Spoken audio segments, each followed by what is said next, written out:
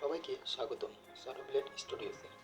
আজ আমরা কথা বলবো সেই এপিসোড নিয়ে যেটার জন্য আমরা সবাই অধীর আগ্রহে অপেক্ষা করেছি। সোলো লিভিং সিজন 4 এর এপিসোড 1। যদি তুমি এখনও সাবস্ক্রাইব না করে থাকো তাহলে এখনই করে ফেলো, কারণ এমন আরও অসাধারণ অ্যানিমে কন্টেন্ট আমরা নিয়মিত আনি। তো চলো শুরু করি। এপিসোডটি শুরু হয় আগের সিজনের ক্লাইম্যাক্সের পরপরই। সাং জিন-ও এখন আর সাধারণ শিকারী নয়, সে শ্যাডো মোনার্ক হিসাবে তার শক্তি প্রায় পুরোপুরি অর্জন করে ফেলেছে। কিন্তু তার সামনে আসছে আরও বড় চ্যালেঞ্জ, অন্যান্য মোনাস্টরা।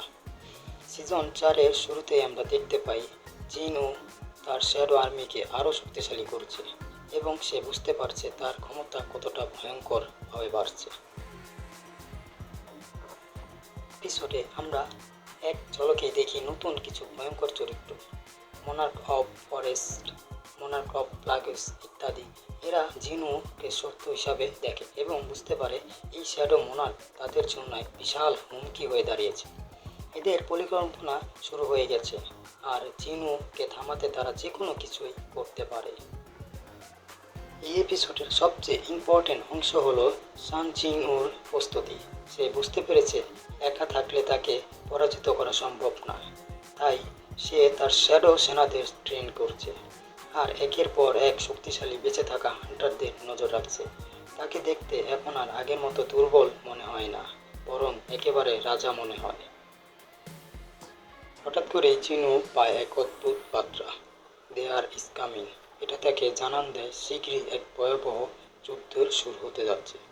সে জানে না কে পাঠিয়েছে এই মেসেজ, কিন্তু এতটুকু বুঝতে পারছে সময় খুব বেশি নেই। তাকে নিজের পরিবার, তার পৃথিবী এবং শ্যাডো রাজ্য সব কিছুই রক্ষা করতে হবে। এই ছিল সোলো লিভিং সিজন 4-এর প্রথম পর্বের একটি এক্সাইটিং এক্সপ্লেনেশন। বলতে গেলে এটা ছিল এক নতুন যাত্রার শুরু। সামনে কি হবে, জিন-ও কি পারবে এই ভয়ঙ্কর মোনাস্টদের থামাতে? আপনার কি ধারণা? কমেন্ট করে জানাও। আর যদি ভালো লেগে থাকে তাহলে লাইক দিও, শেয়ার করে বন্ধুদের সাথে, আর চ্যানেল সাবস্ক্রাইব করতে ভুলবে না। দেখা হবে পরবর্তী ভিডিওতে। শ্যাডো ব্লেড স্টুডিওস থেকে বিদায়।